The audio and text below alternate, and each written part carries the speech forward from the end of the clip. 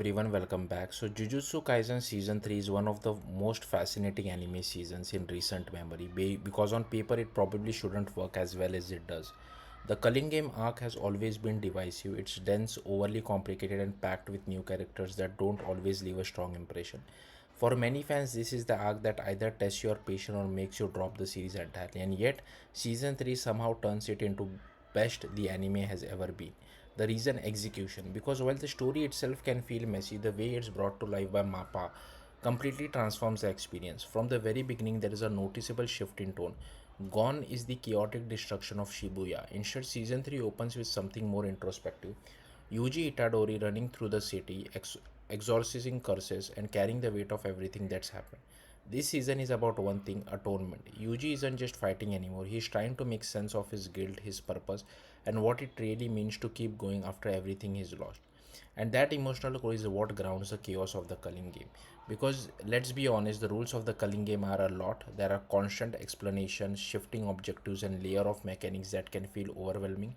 Even the character seems unsure of what's really going on at times.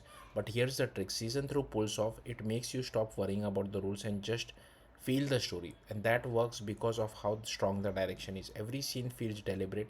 The color palette shifts to more muted bruised tones, the music carries a heavy, almost spiritual weight, and the visual storytelling leans into symbolism, especially around guilt, punishment, and redemption. You see it not just in Yuji but across the entire cast. Megumi becomes colder, more willing to kill it if it means achieving his goal. Maki fully embraces her path, delivering one of the most brutal and visually stunning fights in the series.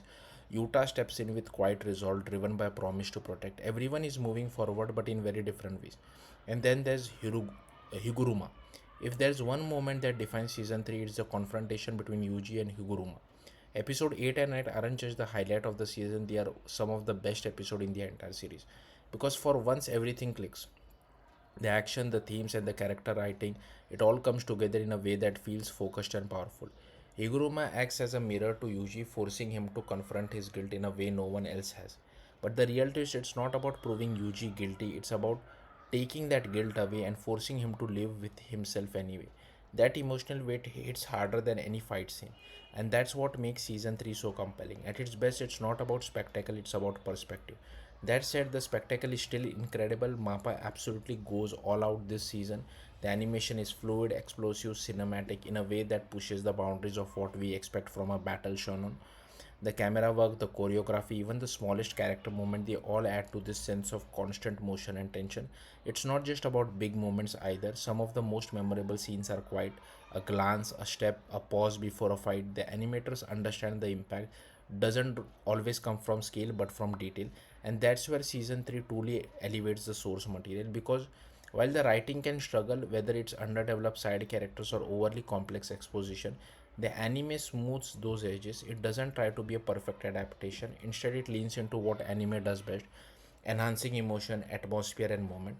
The result is something that feels bigger than the story itself. Yes, the culling game is still messy. Yes, not every character lands, and yes, the narrative can feel bloated at times, but none of that stops season 3 from being an absolute visual and emotional powerhouse. In fact, it's proof that great direction and animation can completely redefine how a story is experienced. Jujutsu Kaisen Season 3 doesn't just adapt a difficult arc, it improves it, and in doing so, it sets a new standard for the series. If this is the level Jujutsu Kaisen continues to hit, then no matter how complicated the story gets, it's going to be one incredible ride. Jujutsu Kaisen Season 3 is now streaming on Crunchyroll. That's it, thank you for watching, bye.